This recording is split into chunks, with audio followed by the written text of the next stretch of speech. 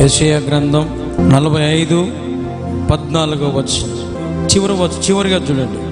నిశ్చయముగా నీ మధ్య దేవుడున్నాడు, మరి ఏ దేవుడును లేడు, ఆయన తప్ప ఏ దేవుడును లేడని చెప్పుచు నీకు విన్నపము చేసెదరు. హల్లెలూయా. ఈరోజు దేవుడు మనతో మాట్లాడిన ఆశపడుతున్న అంశం ఏంటంటే, నిశ్చయముగా నీ మధ్య దేవుడున్నాడు. హల్లెలూయా. ఇప్పుడు చెప్తాం, నాతో పాటు చెప్పండి. నిశ్చయముగా దేవుడు మా మధ్య ఉన్నాడు. హల్లెలూయా. దేవుడు ఎక్కడున్నాడంట? మన మధ్యలో ఉన్నాడంట. మనము కూర్చుండే దగ్గర అయి ఉండొచ్చు, నువ్వు ఎక్కడున్నా సరే, ఏ ప్రాంతంలో ఉన్నా అయినా సరే, నిశ్చయముగా నీ మధ్య దేవుడున్నాడు. దేవుడు ఉన్నటువంటి ప్రాంతము, దేవుడు ఉన్నటువంటి చోటు, దేవుడు ఉన్నటువంటి మనస్సు, దేవుడు ఉన్నటువంటి శరీరము, దేవుడు ఉన్నటువంటి అది ఏదైనా సరే ఎలాగుండాలి? మరి ఎలాగుండాలా? చాలా అంటే చాలా పవిత్రంగా ఉండాలి, చాలా అంటే చాలా పరిశుద్ధంగా ఉండాలి. ఇప్పుడు మనం కొన్ని ఈ గుళ్ళందుకు చూస్తే, ఆ గుడిలో ఉండేటువంటి ఆ విగ్రహానికి దాదాపుగా ఒక 15 మంది 20 మంది అర్చకులు, పనిచేసేవాళ్ళు, ఊడ్చేవాళ్ళు, తుడిచేవాళ్ళు, అగరబత్తులు వెలిగించేవాళ్ళు, క్యాండిల్ వెలిగించేవాళ్ళు, దండలేసేవాళ్ళు, ఎవరి పని వాళ్ళు. తోరణాలు కట్టేవాళ్ళు తోరణాలు కడతారు, ఎవరి పని వాళ్ళు చేస్తూ ఉంటారు. ఎందుకు? ఆ ఆలయాన్ని పరిశుద్ధ పెట్టడానికి. కానీ దేవుడు అంటున్నాడు కింద వచనమే, మరి ఏ దేవుడు లేడు, మీ మధ్య ఉన్నవాడు నిశ్చయముగా నేనే. హల్లెలూయా. నిశ్చయముగా అంటే ఖచ్చితముగా, కరెక్ట్గా దేవుడు చెప్తున్నాడు, మీ మధ్య నేను ఉన్నాను. మరి ఎలా ఉండాలి ఇప్పుడు మనము అంటే, ఎలా ఉండాలి ఇప్పుడు మనము? పరిశుద్ధంగా, పవిత్రంగా మనం ఉండాలి. అంటే వస్త్రాల్లో అయి ఉండొచ్చు, మాటల్లో అయి ఉండొచ్చు, తలంపుల్లో అయి ఉండొచ్చు, లేదంటే ఊహల్లో అయి ఉండొచ్చు, మనసులో అయి ఉండొచ్చు, నడవడికలో, క్రియలో, మాటలో, చూపులో, వినే వాటిలో, ప్రతి చోట కూడా ఎలా ఉండాలి? మనము పరిశుద్ధంగా ఉండాలి. ఎందుకంటే ఆయన మన మధ్యలో ఉన్నాడు. ఇప్పుడు పరిశుద్ధమైనటువంటి దేవుడు మన మధ్యలో నిలబడినప్పుడు, దేవుడు ఈ మాట అక్కడ ఎవరు అంటున్నారంటే, ఇశ్రాయేలు నిమిత్తము వారి విమోచన విడుదల కొరకు యెరూషలేము పునరుద్ధరణ జరిగించుట దేవుని చేత ఏర్పరచబడిన కోరేషుతో అనేక మంది నిశ్చయముగా నీ మధ్య దేవుడు ఉన్నాడని అతనితో చెబుతున్నారంట. ఎవరు? ఇశ్రాయేలులు నిమిత్తము వారి విమోచన విడుదల కొరకు యెరూషలేము పునరుద్ధరణ జరిగించుటకు దేవుని చేత ఏర్పరచబడిన కోరేషుతో ఎవరు చెప్తున్నారంట? అక్కడ ఉన్నటువంటి ప్రజలు చెబుతా ఉన్నారంట. ఈరోజు మనం ఇక్కడ ఒక వ్యక్తి గురించి మాట్లాడబోతున్నాం. ఆ వ్యక్తి పేరు ఏం పేరు అంటే కోరేషు. ఎవరి పేరు? ఇక్కడ ఇశ్రాయేలు నిమిత్తము విమోచన చేయడానికి, ఇశ్రాయేలు ప్రజలను విమోచన ఇవ్వడానికి దేవుని చేత ఏర్పరచబడినటువంటి కోరేషుతో మాట్లాడుతున్నటువంటి మాట ఏంటంటే, నిశ్చయముగా కోరేషు నీ మధ్య దేవుడు ఉన్నాడు. ఎవరి మధ్య ఉన్నాడంట దేవుడు? ఇప్పుడు కోరేషు మధ్యలో ఉన్నాడు, మన మధ్యలో ఉన్నాడు. ఆయన నమ్ముకున్న వారి ప్రతి ఎడల కూడా ఆయన ఉన్నాడు. చూద్దాం యెషయా గ్రంథం 44వ అధ్యాయం 44:28. కోరేషుతో, నా మంద కాపరి, నా చిత్తమంతయు నెరవేర్చువాడా అని చెప్పువాడను నేను. యెరూషలేముతో నీవు కట్టబడదవనియు దేవాలయమునకు పునాది వేయబడవని నేను చెప్పుచున్నానంట. ఈ యెరూషలేములో ఉన్నటువంటి మందిరము ఎవరు పునాది వేస్తారంట? కోరేషు అనేవాడు దేవుని మందిరానికి, యెరూషలేములో ఉన్నటువంటి యెరూషలేముకు దేవాలయమును పునాది వేసేవాడు ఎవడంటే ఈ కోరేషు. ఎప్పుడైతే ఈ దేవాలయము నిర్మించబడుతుందో, మామూలు వాక్యం చెబుతుంది, ఆ దేవాలయం కడితే దేవుడు వస్తాడంట. రెండో రాకడ అదే. పోయినసారి అమెరికా ప్రభుత్వం ట్రంప్ ఉన్నప్పుడు యెరూషలేములో ఆ దేవాలయము కట్టాలని చాలా ప్రయత్నాలు చేసినారు, కానీ కానీ ఇంకా కూడా కట్టలేకపోతున్నారు. అది ఎందుకు అవుతుందో లేట్ అవుతా ఉంది. ఎందుకంటే దేవుని చిత్తం అది కాదు. దేవుని చిత్తం ఏంటంటే, దేవుడు అంటున్నాడు, కొరేషుతో నా మంద కాపరి, నా చిత్తమంతయు నెరవేర్చువాడా అని చెప్పువాడను నేను. ఇప్పుడు కొరేషు అంటే ఇక్కడ నువ్వు నేను అనుకో, నువ్వు నేను. దేవుడు అంటున్నాడు, నా మంద కాపరి, నా చిత్తమంతయు నెరవేర్చువాడా. ఎవరి చిత్తం నెరవేర్చాలంట? దేవుని చిత్తము నెరవేర్చాల. ఇప్పుడు ఈ వాక్యం చెప్తున్న కొరేషు సంబంధించిందే కాదు, కొరేషు స్థానంలో నీవు నేను కూడా దేవుని చిత్తాన్ని మనం నెరవేర్చాలా. దేవుని చిత్తములో మనం ఏర్పరచబడి ఉండాలా. దేవుని చిత్తము కోసం మనము ప్రాకులాటపడి పని చేయాలి. హల్లెలూయా. దేవుని నమ్ముకున్న నీవు, యేసు ప్రభు మన మధ్యలో ఉన్నాడని నమ్ముతున్న నీవు, యేసు ప్రభు చిత్తము నువ్వు చేయకపోతే ఆయన మన మధ్య ఉన్నా ఒకటే, లేకున్నా ఒకటే. యేసు ప్రభు మన మధ్యలో ఉన్నప్పుడు నువ్వు ఎలా ఉండాలంటే, కుడికి కానీ ఎడమకు కానీ నీవు త్రొట్టిల్లకూడదు. నీ గమ్యం ఒకటే, దేవుని చిత్తము జరిగించాలి. ఆయన అప్పగించిన పనిని ఇక్కడ కొరేషుకు దేవుడు ఏమో అప్పగించాడంటే, యెరూషలేము ఆలయాన్ని పునాది వేయడానికి కొరేషుకు దేవుడు అవకాశం ఇచ్చాడు. నీకు నాకేం అవకాశం ఇస్తున్నాడంటే, సర్వలోకానికి వెళ్ళి సర్వ సృష్టికి నీవేం చేయాలా? సువార్తను ప్రకటించాలి. అది నీకు ఇచ్చే అవకాశం, నీకు ఇచ్చేటువంటి బాధ్యత, నీకు ఇచ్చేటువంటి పని అది.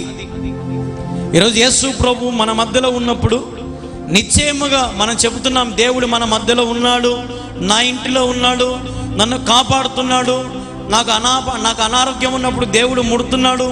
నా వ్యాధి బాధలలో, అప్పుల సమస్యలలో, కుటుంబ సమస్యలలో, అన్నిటి విషయాలలో నా దేవుడు నాకు చాలినవాడిగా ఉంటున్నాడు, నా దేవుడు ఎంతో గొప్పవాడు అని మనం ఎన్నిసార్లు సాక్ష్యం చెప్తాము కదా, ఎంతమందికి చెప్తాము. కానీ దేవుని సువార్తను మాత్రం చెప్పడానికి ఇష్టపడ్డంలా. దేవుని చిత్తం ద్వారా కొరేషు ఏర్పరచబడి ఉన్నవాడు. ఎందుకంటే అసలు ఈ కొరేషు అనేవాడు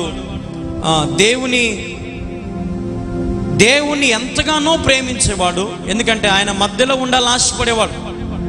ఇప్పుడు మనం ఏం చేస్తామంటే, నామకర్త క్రైస్తవులు ఏం చేస్తారంటే, ఆదివారం పూట ఒక్కటే దేవుడు నాతో ఉండాలనుకుంటారు. సోమవారం నుంచి శనివారం దాకా లోకమే ఆనందం, లోకమే పరమాన్నం, లోకమే సమస్తము, లోక సంబంధమైన జీవితాన్ని జీవిస్తాము.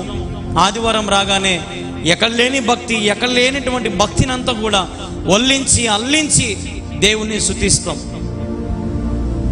పాటలు పాడతాం, చప్పట్లు కొడతాం, స్తుతిస్తాం, ఆరాధిస్తాం, ఎన్నో చేస్తాము. కానీ దేవుని చేత మనము ఏర్పరచబడట్లేదు.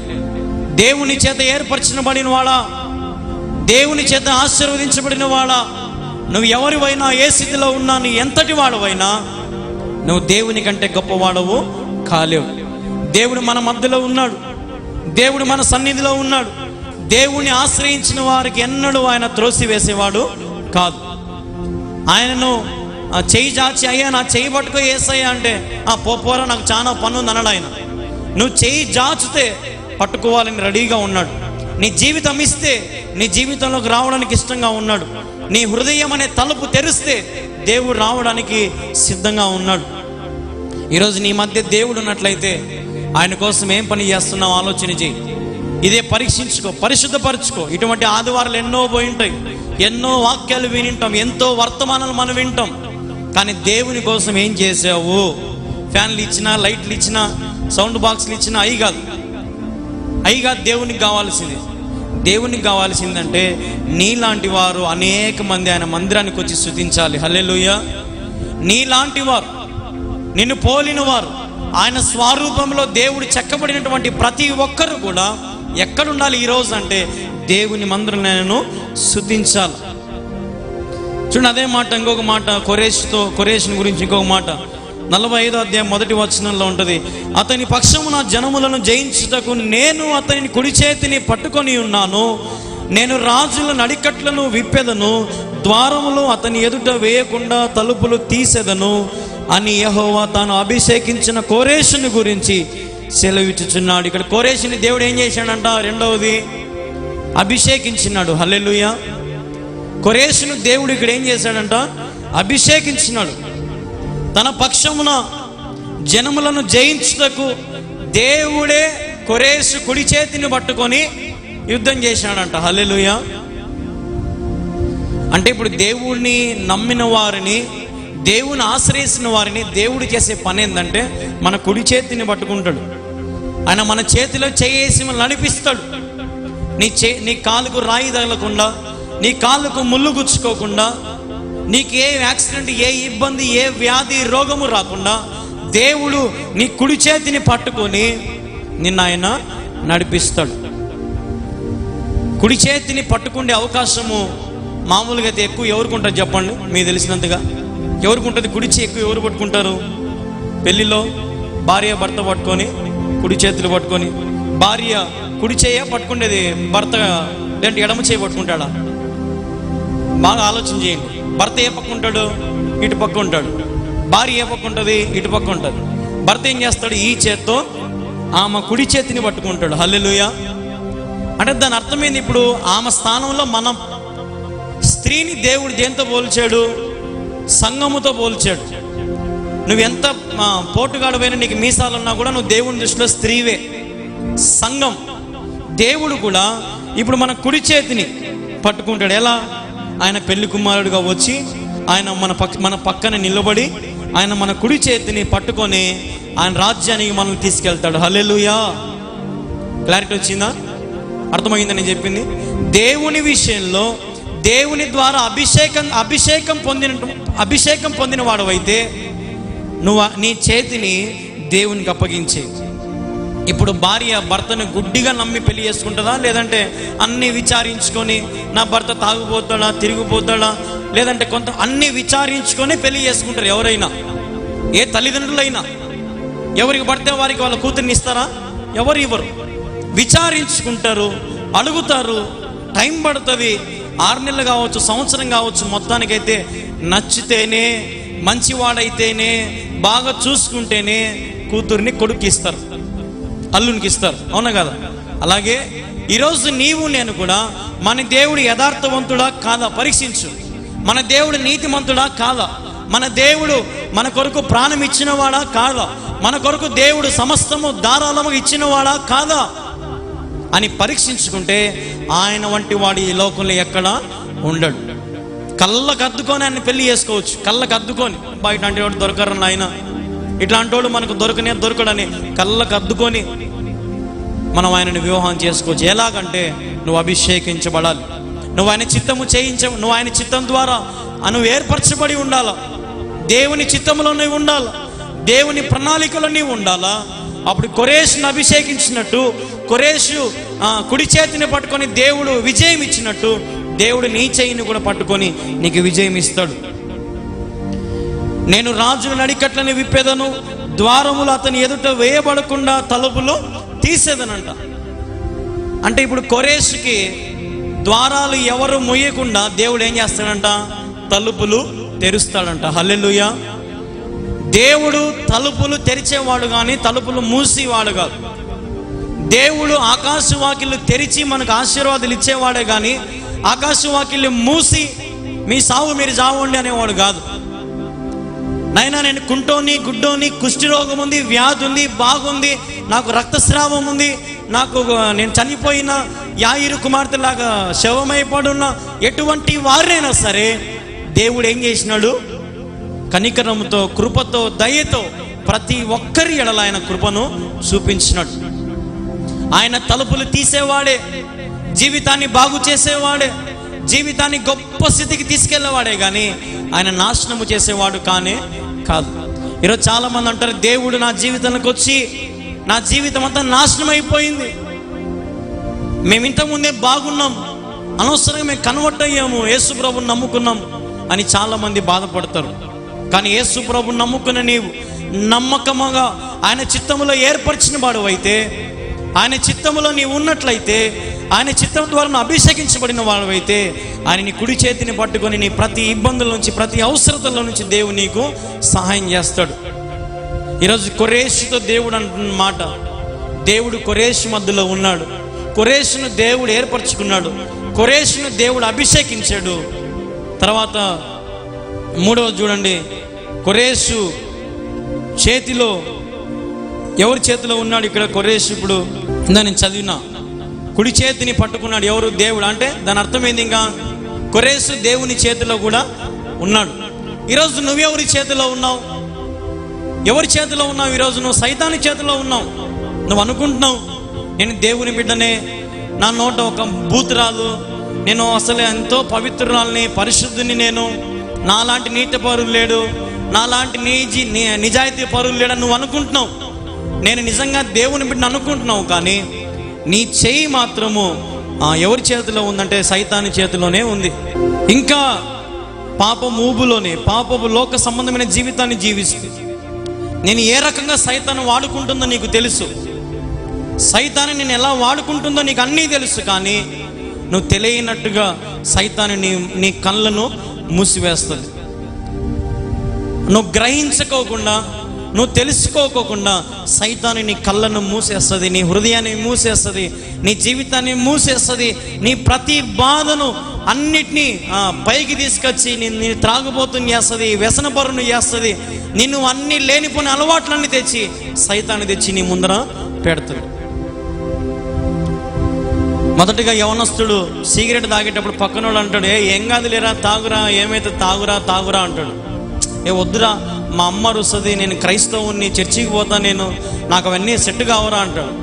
నువ్వు తాగురా, ఏం కాదు. కానీ నీ ఫ్రెండ్ బలవంతంగా ఒక గంట సేపు సతాయించి తాపాడు అనుకో, మరుసటి రోజు ఎవడు చెప్పడు, వీడే మీద అవుతాడు. ఇంకా అంటే ఇక్కడ ఏం జరిగింది? సైతాను ఎవరినో ఒకరిని, నీలాంటోని నాలాంటోని వాడుకుంటుంది. అది జాగ్రత్తగా మనం మేలుకువగా ఉండాలి. మేలుకువగా మనం ఉండి సైతాను మనుషులను వాడుకొని నిన్ను పాపంలోకి లాగిస్తుంది. ఏంది శాలకు పోతే ఏం జరగలా? ఆ కాటికాపుని కాడుక కొండకు పోయి ఒక టెంకాయ కొట్టి ఆ చెట్టుకు ఒక తాడు కడితే గర్భఫలం వస్తుంది, ఆడిపోయి కడదాంపా, ఆడిపోయి మొక్కొచ్చేది మేలు అని పోయి ఎవరి మాట వింటారంటే పక్కింటోడు ఎదురింటోడు చెప్తారు ఆ మాట. వాళ్ళ మాట వింటాము, పాపము చేస్తాము, మోసపోతాము. మళ్ళా దేవుని దగ్గరికి వచ్చి, అయ్యా నేను చేసిన తప్పును నన్ను క్షమించంటాం. ఈరోజు నిన్ను తెలిసి పాపములో నెట్టేస్తూ ఉంది సైతాను, ఊబిలోకి నెట్టేస్తూ ఉంది. ఇప్పుడు ఊబిలోకి ఎవరైనా చిక్కుకున్నారనుకో, ఎవరైనా కాపాడగలుగుతారా? ఎవరు కాపాడలేరు. ఊబిలో పోతానే ఉంటారు ఇంకా లోపలికి. నువ్వు కట్ట వేసినా తాడేసినా కూడా వాడిని లాగడం చాలా కష్టం. ఊబిలో పడిన వాళ్ళని లేపాలంటే అడవులలో అక్కడ వేస్తారు ఊబులు. ఎందుకంటే ఈ నర్సలైట్లు కానీ, ఏనుగులు కానీ, ఏంటన్నా సింహాలు కానీ పట్టుకోవాలంటే చేసే పని ఏంటంటే ఒక గుంతలాగా తోగి ఊబి లాంటిది మొత్తం చెత్త అన్ని రెడీ చేసేసి ఒక ఊబిలాగా పెట్టేస్తారు. దాని మీద కాలు పెట్టగానే అది ఇరిగిపోయి లోపల పడిపోతాయి. ఈరోజు ఊబి నిన్ను అలాగే సైతాను ఈ భూమి భలేగుంది అని అనుకుని అడుగు పెట్టినావు అనుకో, గుంతలు పడిపోతాయి. అబ్బాయి ఈ మందు భలేగా ఉంది, త్రాగడానికి అన్ని బ్రాండ్ల కంటే ఈ బ్రాండే బాగుందని తాగావు అనుకో, గుంతలో పడిపోతావు. నా భార్య కంటే ఇంకొక ఆమె బాగుంది అని అనుకున్నావు అనుకో, గుంతలో పడిపోతావు. నాకు ఇంకొకరే సుఖం ఇస్తున్నారు, ఇంకొకరే ఆనందం ఇస్తున్నారు, ఇంకొకరి ద్వారానే నేను మేలు పొందుకుంటున్నాను, వాళ్ళు లేని నేను లేను అనుకున్నావు అనుకో, గుంతలో పడిపోయినట్టే. నువ్వెవరు లేకుంటే, నీలో ఎవరు లేకుంటే, యేసు ప్రభు లేకుంటే నువ్వు బాధపడాలి. ఇప్పుడు మనం చెప్పింది ఏంది? నిశ్చయముగా దేవుడు మన మధ్యలో ఉన్నాడు. నువ్వు ఆయన మన మధ్యలో ఉన్నప్పుడు ఎందుకు ఈ లోకానికి అవకాశం ఇస్తున్నావు? ఎందుకు సైతానికి అవకాశం ఇస్తున్నావు అంటే నీ కళ్ళు సైతాను మూసేశాడు. అందుకే నా మనోనేత్రము తెరిచి నా కఠిన హృదయమును మార్చి, మన మనోనేత్రాలు తెరవబడాలి, మన కళ్ళు తెరవబడాలి. మన కళ్ళు తెరవబడితే లోకం ఎలాంటిదో మనకు తెలుస్తుంది. నా అన్నవారే, నా బంధువులే, నా స్నేహితులే ఎలాంటి వాళ్ళో మనకు అర్థమవుతుంది. అవసరం ఉన్నంత వరకు మనల్ని అందరూ ప్రేమిస్తారు, అవసరం అయిపోగానే మనల్ని అందరూ కూడా ద్వేషిస్తారు. అది ఈ లోకం. మళ్ళీ అవసరం పడితే ఎంత ద్వేషమైనా సరే మళ్ళీ కలుపుకోవాలని వస్తారు. ఏం కాదులే, అప్పుడు కథ అప్పుడు మర్చిపోయి ఏమవుతుందిలే అని మళ్ళీ వస్తారు. ఎందుకు? మనతో అవసరం. సైతాను గాడు నేను ఏదో ఒక రకంగా గుంపులో వేయాలని, చెడు గుంపులో వేయాలని, నీ మీద ఉన్నటువంటి అభిషేకాన్ని, నీ మీద ఉన్నటువంటి ఆ పరిశుద్ధాత్మ వరమును తీసివేయాలని చాలా అంటే చాలా ప్రయాసపడతాడు సైతాన్. ఇప్పుడు మీరు అనుకుంటున్నారు ఇక్కడ దేవుడు ఉన్నాడు అని. దేవునితో పాటు ఇంకొకడు ఉంటాడు, సైతానుగా రెడీగా ఉంటాడు. ఇన్నే ఇప్పుడు మీ పక్కన ఇటు పక్క దేవదూతలన్నీ ఉంటే ఇటు పక్క సైతాన దూతలన్నీ ఉంటాయి. హల్లెలూయా. ఇటు పక్క దేవదూతలన్నీ ఉంటే ఇటు పక్క సైతాన దూతలన్నీ ఉంటాయి. ఈ దేవదూతలన్నీ దేవుని స్తుతిస్తూ ఉంటే ఈ సైతాన దూతలన్నీ మాత్రం మిమ్మల్ని చూస్తూ ఉంటాయి. ఎందుకు? కళ్యాణ్ బాబు వాక్యం చెప్తుంటే నిద్రపోతున్నారు చూడు, మీకు నిద్ర పుట్టిస్తుంది, మీకు ఆవులింపులు వచ్చాయి, మీకు ఇప్పుడే ఆకలి వేస్తుంది, ఇప్పుడే మీకు గ్యాస్ పోయి ఆఫ్ చేసినా లేదా, ఇంటికి తాళాలు వేసినా లేదా, ఇవన్నీ గుర్తొస్తాయి. ఇప్పుడే కూర్చునే గంట సేపులోనే ఎన్ని గుర్తొస్తాయో మైండ్లో. కొంతమంది ప్రార్థన అయిపోగానే మందిరంలో కూర్చొని రాత్రి కార్తీక దీపం సీరియల్లో ఏం జరిగింది అని మందిరంలోనే మాట్లాడుకుంటారు. నిన్న సినిమాకు పోయినావా, ఈరోజు మధ్యాహ్నం ప్రార్థన అయిపోగానే సినిమాకు పోదాం అని చర్చిలోనే మాట్లాడుకుంటారు కొంతమంది యవనస్తులు. ఈరోజు మందిరం అయిపోగానే షాపింగ్ పోదాం, ఆ సినిమా మోడల్ డ్రెస్ కొనుక్కోవాలి, ఈ సినిమా మోడల్ కటింగ్ కొట్టించుకోవాలి, అట్లుండాలి ఇట్లుండాలని. దేవదూతలన్నేమో దేవుణ్ణి స్తుతిస్తాయి, సైతాన దూతలన్నీ నిన్ను పరీక్ష పెడతాయి. ఎందుకు? దేవుని వాక్యం విననీయకుండా నిన్ను చేస్తాయి. నవ్వుకుంటా ఉంటాయి అవి, నువ్వు నిద్రపోతూ ఉంటే తూగుతూ ఉంటాయి, అవి నవ్వుతూ ఉంటాయి సైతాన దూతలన్నీ. చూసినావా యేసయ్య పెద్ద భక్తుల మాదిరి నీ మందిరానికి వచ్చినారు, మేము చూడు వాళ్ళకి నిద్ర పుట్టించినాం, ఎంత నువ్వెంత అంటారు. దేవునితోనే గొడవ పడతాయి దేవదూత, ఈ సైతాన దూత. మరి మనం ఎంత? ఇప్పుడు దేవుడు 40 దినాలు రాత్రింపగలు ఉపవాసం ఉండి అంతగా కన్నీరుతో ప్రార్థన చేస్తే సైతానుగాడు పోయి ఎవరిని తగులుకున్నాడు? దేవుణ్ణే తగులుకున్నాడు. డైరెక్ట్గా దేవుని దగ్గరికే పోయినాడు ఆయన కదా. ఈ రాయిని రొట్టె చేసుకుని తిను, ఇంకొకసారి నాకు కాళ్ళు మొక్కు, నీకు ఈ రాజ్యాన్ని అంత ఇచ్చేస్తా, ఇంకొకసారి పర్వతం మీదకి ఎక్కించి ఆలయం మీదకి ఎక్కించి పైనుంచి దుంకు, నువ్వు దేవుని అయితే మళ్ళీ చూద్దాం కదా. దేవుణ్ణే శోధించిందంట ఈ సైతాను. మరి మనం ఎంత? ప్రియమైన దేవుని బిడ్డ, ఈరోజు దేవుడు నిన్ను ఈ లోకానికి ఉప్పుగా నియమించాడు. ఉప్పు నిస్సారమైన ఎడల అది దేనికి ప్రయోజనం? చూడండి ఆ మాట, మార్కు సువార్త 9వ అధ్యాయం 20వ వచనం చూడండి. ఉప్పు మంచిదే కానీ ఉప్పు నిస్సారమైన ఎడల దేని వలన మీరు దానికి సారము కలుగు చేతురు? మీలో మీరు ఉప్పు సారము గలవారై ఉండి ఒకరితోనొకరు సమాధానముగా ఉండులని చెప్పెను. మొదటిది ఏంది? ఇప్పుడు మనం చూసుకుని కొరేషుతో దేవుడు ఏమన్నాడు? మొదటిది ఏంది? కొరేషుతో దేవుడు ఏమన్నాడు? కొరేషు నా చిత్తంలో ఉన్నవాడు, రెండవది అభిషేకించబడినవాడు, మూడవది కొరేషు దేవుని చేతిలో ఉన్నాడు. ఇది కొరేషు గురించి కొద్ది వర్తమానము మనం విన్నాం, కొరేషుని గురించి మనం నేర్చుకోవాల్సినటువంటి అంశము మనం విన్నాం. ఇప్పుడు దేవుడు అంటున్నాడు, మీరు ఈ లోకానికి ఉప్పు అయి ఉన్నారు, ఉప్పు నిస్సారమైన ఎడల మీరు దానికి మళ్ళా సారం పుట్టించగలుగుతాం మనము? ఉప్పు మంచిదే కానీ ఉప్పు నిస్సారమైన ఎడల దేని వలన మీరు దానికి సారము కలుగు చేతురు? దేని వలన? ఇప్పుడు మనం కూరలో ఉప్పు వేస్తాం, ఎందుకు వేస్తాం కూరలో ఉప్పు? మనం తల్లి బాగా రుచి ఉండడానికి. అదే ఉప్పే లేకపోతే నువ్వు కారం వేయి, పసుపు వేయి, ఏమైనా వేయి, ఉప్పు లేకపోతే తినబుద్ధి అవుతుందా? నువ్వు మటన్ 500 పెట్టి 600 పెట్టి మటన్ తెచ్చి చేసుకో, ఉప్పు లేకపోతే ఉప్పు బేరనైనా అంటాం. అదే ఒకవేళ కోడలు ఉప్పే లేదనుకో, అత్తలు ఏమంటారంటే, ఏం నేర్పించావు నీ మెమ్మ, నీకు ఏం ఉప్పేసది నేర్పించినట్టు లేదా నీకు అని అంటారు. అంటే ఒక ఉప్పు వేయని దానికి ఎంత గొడవ జరుగుతుంది కదా. తినే దాంట్లో ఉప్పు లేకపోతేనే తినాలనిపించదు. అట్లాంటిది దేవుడు అంటున్నాడు, ఉప్పు మంచిదే కానీ ఉప్పు నిస్సారమైన ఎడల దేని వలన మీరు దానికి సారము కలుగు చేతురు? మీలో మీరు ఉప్పు సారము గలవారై ఉండి ఒకరితో ఒకరు సమాధానంగా ఉండుడని చెప్పాను. అంటే ఉప్పు దేంట్లో కలిసినా కూడా ఏమైపోతుంది? ఉప్పు కలిసిపోతుంది, అవునా కదా? ఉప్పు కలిసిపోతుందా? అట్నే తేలుతా పక్కన ఉంటుందా? కలిసిపోతుంది. ఉప్పు స్వభావం ఏంటంటే కలిసిపోయేది. ఈరోజు నువ్వు నేను కూడా కలిసిపోవాలా? హల్లెలూయా. కలిసిపోయే గుంపులో మనం ఉండాలి. కలిసిపోయే గుంపులో మనం ఉండి సమాధానముతో, ఐక్యతతో, సహవాసముతో మనం ఉన్నట్లయితే దేవుడు మన పక్షమున ఉంటాడు. హల్లెలూయా.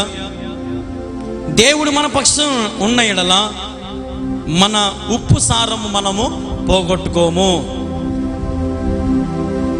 అదే రీతిగా దేవుని రాజ్యానికి చాలా మంది పోవాలనుకుంటారు. ఈ మధ్య కాలంలో ప్రభు రాజ్యానికి వెళ్ళాలని ప్రతి ఒక్కరికి ఆశే. దేవుని సన్నిధికి వెళ్ళాలని ప్రతి ఒక్కరికి ఆశే. కానీ మన చెయ్యి ఒక పాపము, ఒక చెయ్యి మంచి పని చేస్తుంది. ఒక కాళ్ళు మంచి పని చేస్తుంది, ఒక కాళ్ళు చెడ్డ పని చేస్తుంది. ఒక కన్ను మంచి చూస్తుంది, ఇంకొక కన్ను పాపం చూస్తుంది. నాలుక చెడ్డ మాటలు మాట్లాడుతుంది, మంచి మాటలు అన్నీ చేస్తుంది.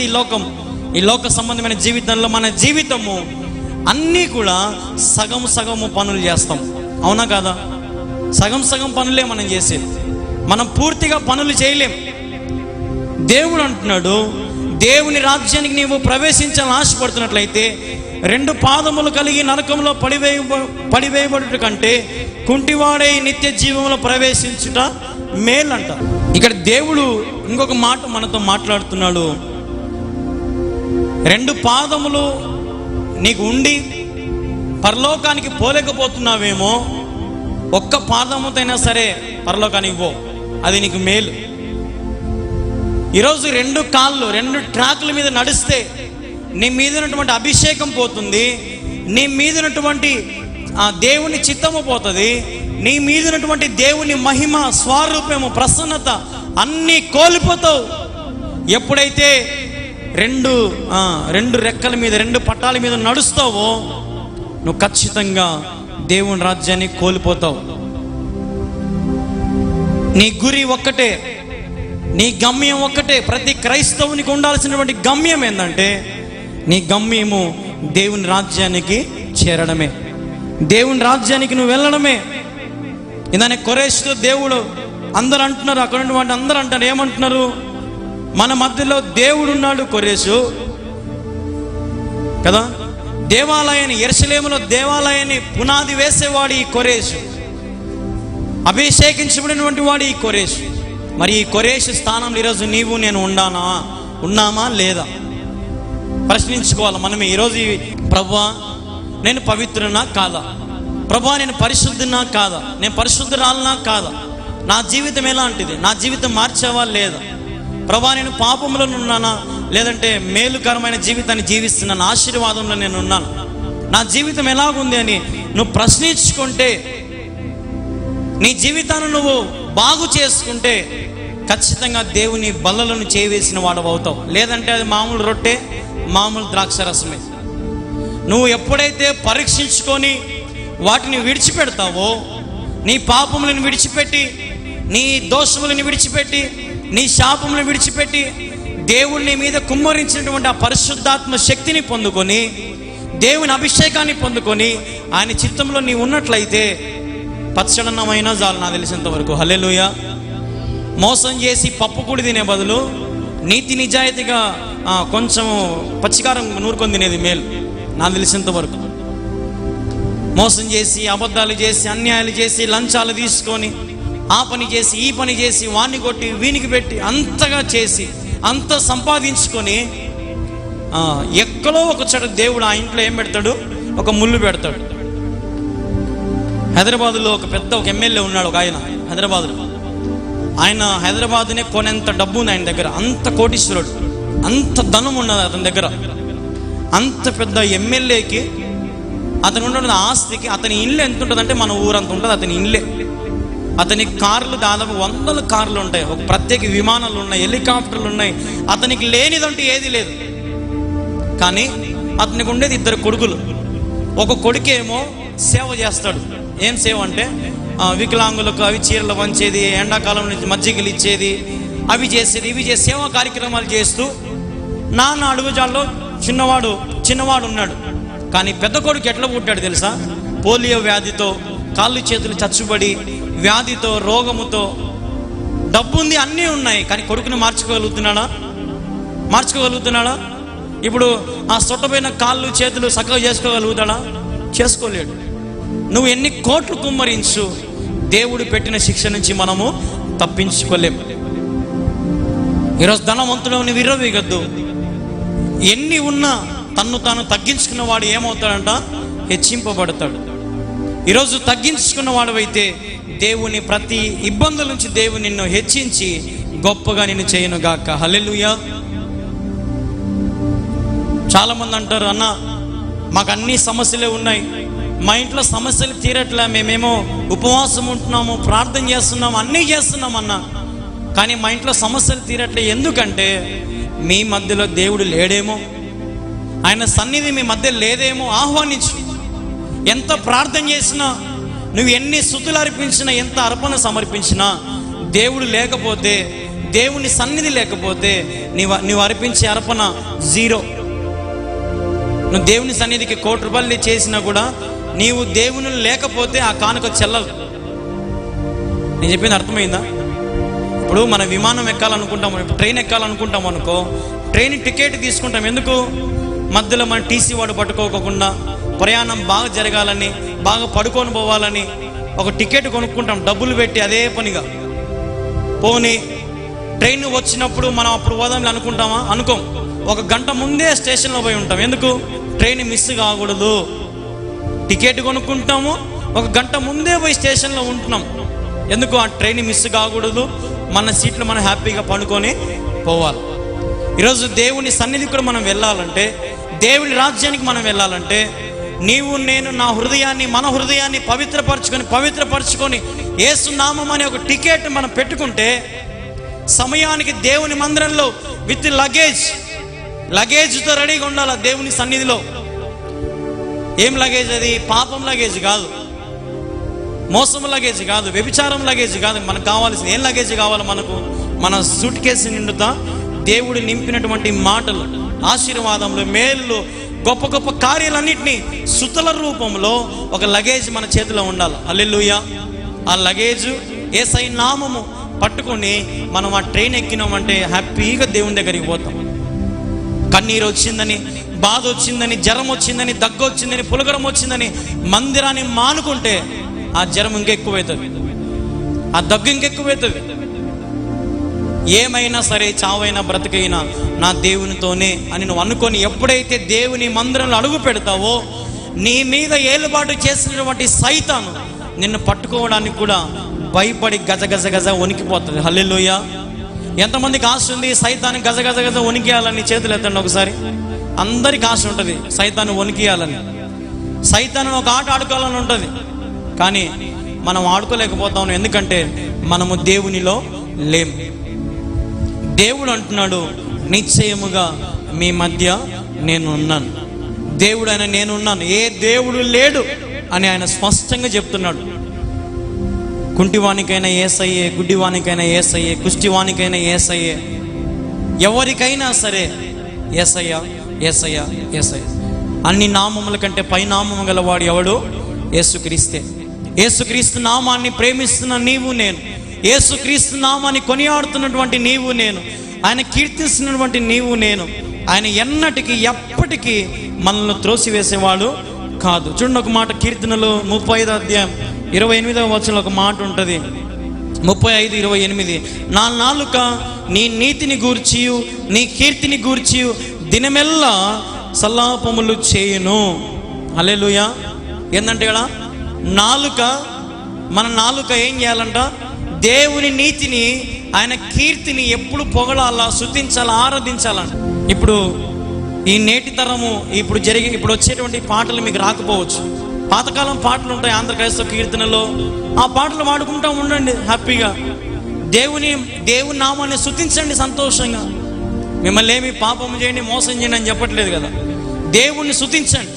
మీ నాలుకతో ఎప్పుడైతే నువ్వు దేవుణ్ణి స్తుతిస్తావో, దేవుని నీ మీద భాషావరము కుమ్మరిస్తాడు. హల్లెలూయా. నీ దేవదూతలే నీతో మాట్లాడతాయి. నువ్వు దేవునితో మాట్లాడగలుగుతావు, దేవదూతలతో మాట్లాడగలుగుతావు, అపవాదితో మాట్లాడగలుగుతావు, సైతాను శక్తులతో మాట్లాడగలుగుతావు. ఎప్పుడైతే నీ నాలుక దేవుని స్తుతిస్తుందో, ఆయనను మహింపరుస్తుందో, నీ నాలుకను దేవుడు పరిశుద్ధపరిచి పవిత్రపరిచి ప్రతి దాని మీద అధికారము దేవుడు ఇస్తాడు. అందుకే యేసు నామములో నీ వ్యాధి బాధ పోవును గాక అంటే పోతున్నాయా లేదా? దేంతో అంటున్నా ఆ మాట? నేను నాలుకతోనే అనేది. దేంతో అంటున్నా? నాలుకతోనే. నాలుక లేకపోతే మాటలు వస్తాయి? ఎవడికైనా రావు. నాలుక ఉంటేనే మాట. ఆ నాలుక చేయాల్సిన పని ఏంటంటే బూతులు తిట్టడము, వాని మీద వీని మీద చెప్పడము, అవి చేయడం ఇవి చేయడం కాదు. ఈ నాలుక చేయాల్సిన పని ఏంటంటే దేవుని నీతిని, ఆయన రాజ్యాన్ని, ఆయన కీర్తిని మనం ఏం చేయాలా? పొగడాలా, స్తుతించాలా, ఆరాధించాలా, ప్రార్థన చేయాలా. అప్పుడు ఈ నాలుకతో పలికే ప్రతి మాట దేవుడు జరిగిస్తాడు. గర్భఫలం లేని వారి గర్భఫలం దయచేయండి ఆయన అంటే గర్భఫలం రావడం లేదా? 10 సంవత్సరాలు నాకు నేను ఒక ఆమె ఫోన్ చేసింది, 10 సంవత్సరాల నుంచి గర్భఫలం లేదంట. 10 సంవత్సరాల నుంచి గర్భఫలం లేకపోతే 1 నెల కిందటి నుంచి నా వాక్యాలు టీవీలో వింటూనే ఉందంట. అయ్యగారు మీ వాక్యాలు వింటూనే ఉన్నాను, ఒకరోజు మీరు గర్భఫలం లేని వారి కొరకు ప్రార్థన చేసినారయ్యా, ఆ రోజు నమ్మి విశ్వసించి నా కడుపు మీద చేయబెట్టి ప్రార్థన చేసుకున్నానయ్యా, ఖచ్చితంగా వారానికే నాకు వామిటింగ్లు అయినాయి అని చెప్పింది. హల్లెలూయా. 10 సంవత్సరాలు గర్భఫలం లేని వారికి దేవుడు గర్భఫలం తెరుస్తాడు. ఎందుకంటే నోటి నాలుక వాక్, ఈ నాలుక చేసే పని ఏంటంటే దేవుని స్తుతిస్తాం. ఈరోజు నీ నాలుక ఏం స్తుతిస్తుంది, ఏం మాట్లాడుతుంది? నీ నాలుక పరీక్షించుకో, పవిత్రపరచుకో. ఇప్పుడు యేసు ప్రభు రక్తాన్ని, శరీరాన్ని తీసుకుంటున్నాం. ఎట్లా తీసుకుంటున్నాము? మన నాలుక తగులుతుంది ఖచ్చితంగా. నాలుక తగులుకొని ఎవడైనా తాగుతాడా, తింటాడా? ఎవడైనా ఏమైనా చేయగలుగుతాడా? నాలుక ఉండాల్సిందే. ఈ నాలుక త్రాగేటప్పుడు నీ నాలుక పవిత్రపరచుకో. నీ గొంతు, నీ స్వరము, నీ మాట, నీ తీరు, నీ మనస్సు, నీ చేతులు, నీ కాళ్ళు, ప్రతివి కూడా యేసయ్యా నన్ను బాగు చేయి, నన్ను సరి చేయి, నన్ను నిలబెట్టు, నా పరిస్థితులన్నింటినీ మార్చు తండ్రి అని దేవుని అడిగితే దేవుని ప్రతి అవసరతలైనా తీరుస్తాడు. తిరుగుబాటు చేసే మనసు నీకు అవసరంలా, పాపుల గుంపు నీకు అవసరంలా, దుర్మార్గుల గుంపు నీకు అవసరం లేదు. దేవుని సన్నిధికి పోవడానికి ఒకవేళ నీ కన్ను అడ్డం వస్తే కన్ను పెరిగే, చేయి అడ్డం వస్తే చేయి పెరిగే, కాలు అడ్డం వస్తే కాళ్ళు తీసేసుకో. కానీ దేవుని మాత్రం ఎన్నటికీ విడిచిపెట్టదు. దేవుడు చెప్తున్న మాట ఇదే. కొంతమంది అడుగుతారన్నా, గుడ్డి వాళ్ళు చచ్చిపోయినప్పుడు ఈ లోకంలో గుడ్డి వాళ్ళకు ఉంటే దేవుని దగ్గరికి పోతే కళ్ళు వస్తాయా అన్న? ఈ లోకంలో కుంటివానికి దేవుని దగ్గరికి పోతే చెయ్యి వస్తుందా అన్న? ఈ లోకంలో మూగవానికి దేవుని దగ్గరికి పోతే స్వరం వస్తుందా అని చాలా మందికి డౌట్లు ఉంటాయి. ఉన్నాయా లేదా? డౌట్లు ఖచ్చితంగా ఉంటాయి. కానీ నేను చెప్పేది ఏంటంటే దేవుని దగ్గరికి పోయినాక మనం ఎట్లుండం. ఈ మధ్యకాలంలో ఒక సేవకుడు అంటున్నాడు, ఇక్కడ శృంగారం చేసుకున్నట్టే పైలోకానికి పోయి అక్కడ శృంగారం చేసుకుంటామంట దరిద్రుడు. దేవుని దగ్గరికి మనం పోయేది ఎందుకు? శృంగారం చేసుకోవడానికి. ఆ సేవకుడు ఒకడు అంటున్నాడు, ఇట్లా డైరెక్ట్గా లైవ్లో అంటున్నాడు, ఈ భూలోకంలో భార్యాభర్తలు చేసిన శృంగారము దేవుడు అక్కడ కూడా ఇదే భార్యాభర్తనిచ్చి అక్కడ వంశాన్ని అభివృద్ధి చేయమంటాడంట దేవుడు. ఈయన్నే జనము కొన్ని కోట్ల మంది ఉంటే మళ్ళీ ఆడ వంశం దేవునికి అవసరమా? అసలు దేవుని రాజ్యానికి పోయాక మానవుడు ఇలాగ ఉండడు. ఎలాగ ఉన్నాడంటే మహిమ ఐశ్వర్యం అనే శరీరాన్ని దేవుడు అక్కడ చూపిస్తాడు. ప్రతి ఒక్కరు కూడా ఒక కొవ్వెత్తి ఎలా ఉంటుంది, కొవ్వెత్తి ఒక క్యాండిల్ ఎలాగ ఉంటుంది, అలా వెలుగుతూ ఉంటారు. అలా వెలుగుతూ వెలుగుతూ ప్రకాశిస్తూ దేవుని దగ్గర స్తుతిస్తారు. అక్కడ ఏ పాపానికి చోటు ఉండదు, ఏ శృంగారానికి, ఏ చెడు మాటలకు, బూతులకు, ఏ దానికి అక్కడ చోటు ఉండదు. కేవలం స్తుతి, మహిమ, ఘనత, ప్రభావములని దేవుని ఆ దేవదూతలన్నీ కూడా స్తుతిస్తాయి. ఎప్పుడైతే ఆయన చిత్తంలో నీవు ఉంటావో, ఎప్పుడైతే ఆయన ద్వారా అభిషేకించబడతావో, ఎప్పుడైతే నీ మీద పరిశుద్ధాత్మ శక్తి నీ మీదకి వస్తుందో, నువ్వు ఈ లోకానికి బాయ్ చెప్తావు, దేవునికి హాయి చెప్తావు. ఈ లోకానికి ఎప్పుడైతే నువ్వు బాయ్ చెప్పి దేవునికి హాయి చెప్తావో నీ జీవితం స్టార్ట్ అవుతుంది. చాలామంది అంటారు, 30 సంవత్సరాలు నష్టమై, చాలా నష్టపోయినా నేను, బాగా చదువుకొనే బాగుండే ఒకప్పుడు, ఇప్పుడు నాకు చదువు లేదు, ఈ పని చేయలేక చచ్చిపోతున్నా, ఈ జీవితం ఏందో నాకే పెట్టండి దేవుడు, కష్టాలన్నీ, అప్పులన్నీ, ఎంత రాత్రి పగలు కష్టపడినా నాకు డబ్బు సరిపోవట్లే, అప్పులు ఎక్కువైపోయినాయి బాగా బాధపడుతూ ఉంటారు. నేను చెప్తున్నా, ఒక్కసారి నమ్మి, గుడ్డి నమ్మకం కాదు, బలమైనంగా నమ్మి, బలమైన నిర్ణయం తీసుకుని నమ్మి దేవుణ్ణి అడుగు. దేవుడు నేనున్న ప్రాంతాన ఉన్న చోటు నిన్ను కోటీశ్వరుడు చేయకపోతే నన్ను అడగండి. నేను దేవుడు గొప్పగా చేస్తాడు. ఎలాగా? డబ్బు రూపంలో కాదు, ఆత్మీయమైనటువంటి ధనము దేవుడు నీకు ఇస్తాడు. ఆత్మీయమైనటువంటి ధనము నీకు కావాలా? లోక సంబంధమైన ధనము నీకు కావాలా? లోక సంబంధమైన ధనంతో కూరగాయలు కొనుక్కోవచ్చు, మాంసం కొనుక్కోవచ్చు, ఏవైనా కొనవచ్చు ఈ డబ్బుతో. కానీ పరలోకాన్ని మనము కొనలేం. కానీ ఆత్మీయమైనటువంటి ధనము మనం సంపాదించుకుంటే దేవుని రాజ్యంలో మనము ఉచితముగా ప్రవేశించవచ్చు. పాపం మాని దేవుని పని చేయడం ప్రారంభించు. దేవుని పనిని భుజం మీద ఎత్తుకొని ఆయన సిలువను మోయి, నా కాడి సులువుగా ఉందంటున్నాడు దేవుడు, బరువు ఉండదు అది. చాలామంది అంటారు, సిలువ మోస్తే ఓయమ్మ ఎక్కలేని పాపాలన్నీ, శ్రమలన్నీ నా మీదనే పడతాయేమో, సైతాను నన్ను వాడుకుంటాడేమో, నాకు ఏదైనా అవుతుందేమో బాప్తిసం తీసుకుంటే అని బాధపడతారు. కానీ నేను చెప్పేది ఏంటంటే, బాప్తిసం పొందిన నిన్ను దేవుడు ఎన్నటికీ నీ చెయ్యిని విడువడు. కొరేషును చెయ్యి దేవుడు పట్టుకున్నాడా, విడిచిపెట్టాడా? పట్టుకున్నాడు. ఏ చెయ్యి పట్టుకున్నాడు? కొరేషుది కుడి చెయ్యి పట్టుకున్నాడు. యేసయ్యా, నా కుడి చేతిని జాచి నిన్ను అడుగుచున్నాను, నా చెయ్యిని పట్టుకొని నాకు విజయము దయచేయి, నన్ను నీ రాజ్యంలో జ్ఞాపకం ఉంచుకో. చాలు. హల్లెలూయా. కాబట్టి ప్రేమైన దేవుని బిడ్డ, నీ కుడి చేతిని దేవుడు ఈ సమయాన్ని నమ్మండి. పట్టుకున్నాడు అని నమ్మండి, అంతే. చూచి నమ్మువాని కంటే చూడక నమ్మువాడు ధన్యుడు. నువ్వు యేసు ప్రభువుని చూస్తేనే, ఆయన నాతో మాట్లాడితేనే, ఆయన పట్టుకుంటేనే అని వింత ప్రశ్నలు వేయద్దు. చూడక నమ్మని వాడు ధన్యుడని వాక్యం. చూడక నమ్మిన వాడు ధన్యుడు. ధన్యకరమైన జీవితం నీకు కావాలా? అయితే యేసు ప్రభువుని నీ హృదయంలోకి ఆహ్వానించు. ఆయన తలుపులు తెరిచేవాడే కానీ తలుపులు మూసేవాడు కాదు. ఆయన నీలాంటి నాలాంటి క్రూరమైన మనసు కలిగిన వాడు కాదు. ఆయన ప్రతి ఒక్కరిని ప్రేమించేవాడు, ప్రతి ఒక్కరిని ఆదరించేవాడు. అందుకే ఒకే ఒక మాట చివరిగా చెప్తున్నాను, దేవుడు లోకముని ఎంతో ప్రేమించెను. దేవుడు లోకముని ఎంతో ప్రేమించెను కాగా తన అద్వితీయ కుమారునిగా పుట్టిన వాని యందు విశ్వాసం ఉంచి ప్రతి వాడు నశింపక నిత్య జీవం పొందినట్లు ఆయన అనుగ్రహించాను. దేవుడు తన్ను తాను అప్పగించుకొని, తన్ను తాను ఈ లోకానికి మన పాపం అన్నింటినీ కూడా తన భుజం మీద వేసుకొని తన్ను తాను మరణించినటువంటి వాడు మన దేవుడు. ప్రియమైన దేవుని బిడ్డలారా, యేసు ప్రభుని ఆశ్రయిస్తున్న నీవు నేను, ఆయన నమ్ముకున్నటువంటి మనము ఒకటే జ్ఞాపకం ఉంచుకోండి, దేవుడు నన్ను ఎంతగానో ప్రేమిస్తున్నాడు. నీ భర్త కంటే, నీ పిల్లల కంటే, నీ భార్య కంటే, నీ బంధువుల కంటే, స్నేహితుల కంటే, నీ తల్లిదండ్రుల కంటే, అందరికంటే నేను ఎక్కువగా ప్రేమించేవారు ఎవడంటే కేవలం యేసుక్రీస్తు ప్రభువే. ఎందుకంటే ఆయన కృప లేనిదే, ఆయన దయ లేనిదే మనము క్షణమైనను జీవించలేము.